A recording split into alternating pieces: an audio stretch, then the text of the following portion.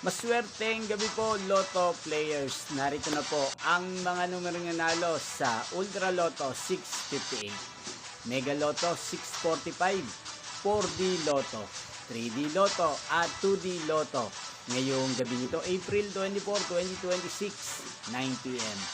Yan, nakikita nyo po ngayon sa screen ng yung cellphone ang mga numerong nanalo sa mga games ng PCSO Lotto. At kung natayaan nyo po ang mga numero niyan kanina, congrats po sa inyo, panalo po kayo. At kung gusto nyo pong magpa-shoutout sa channel ito, huwag po kayong nahiya mag-comment at isa-shoutout ko po kayo sa susunod kong mga video.